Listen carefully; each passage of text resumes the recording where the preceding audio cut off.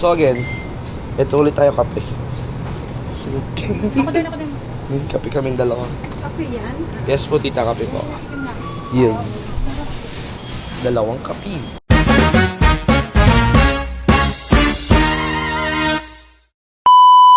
Hi guys, it's our day 3 in Taiwan! Yeah! Hello love. So for today's video mga kaibigan natin guys, saan tayo? Chiang Kai-shek. Nasa Chiang Kai-shek po kami ngayon. So, let's go. Let's go!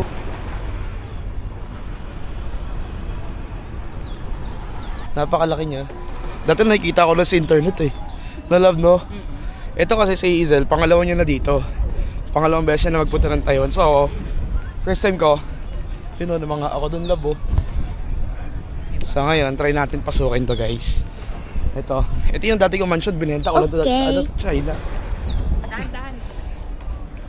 Dati ko to mansion guys. Yan. Ang gumawa nito lolo ko si Lolo Carias. Dinigdig din na to eh. Dinigdig nila to eh. Dinigdig din na to eh. Dinigdig nila to eh. Tiligan tayo ng janitor. Bawal mag-video kanina eh. So andito na tayo sa pinaka way lang niya or pinaka hallway niya going to temple. Kasi sinita tayo kanina ng ng guard tayo or yung naglilinis. Oo nga po tita eh.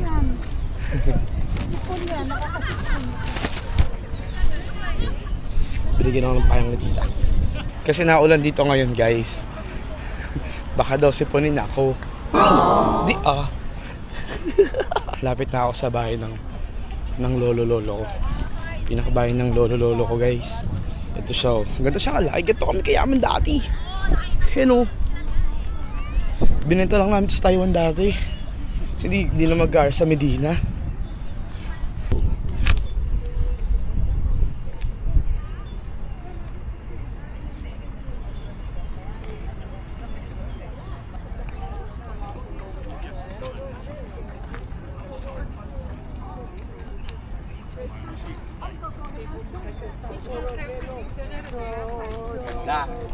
Panis. Let's go. Hey. Giset up lang ako ng tripod namin kasi nag-CR lang si Hazel para pagbalik nila okay na lahat. Gusto ko talaga matuto mag-photography. Photographer. Correct nyo na lang ako. Phone ko lang gamit ko and then tong Action 5. Kakapagod din pala dito, sobrang laki dito. Imaginin mo, dati sa ano mo na ito nakikita, more on notebooks, more on internet. Pero right now guys, andito na ako sa loob mismo. Ganito pala dito kapag mag-isa ka lang. Kapag solo traveler ka lang, no? Sarap. Kaso hindi ko kaya mag-solo traveler eh. So watch nyo ako guys. Mag-picture ako ng sarili ko.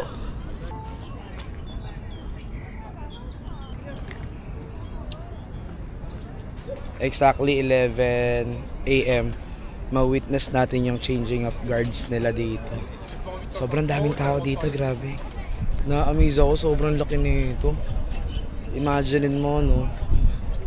Ilang libo, ilang taon to ginawa. No? Imaginin mo yan, boy. Sobrang laki. Hindi, ito yung gamit natin. Yung laki ng bag ko, no? Laki, oh. Ito yung garden, sobrang ganda. Mamaya, akitin natin to mamaya. Yan. Kung dito sa Taiwan, yung temple nila, nandun sila lahat, nag-yoga. Kung sa Pilipinas, lahat ng court. Puro Zumba. Doon o. Changing of guards. Ma-witness natin, guys.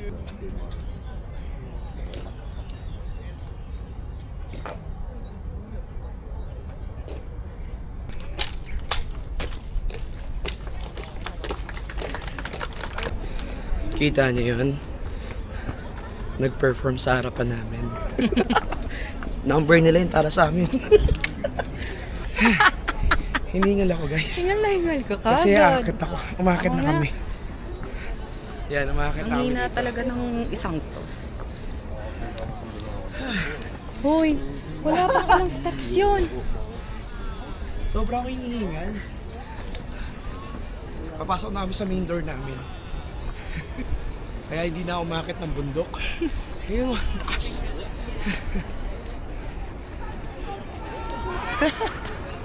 Ganda oh. Wow.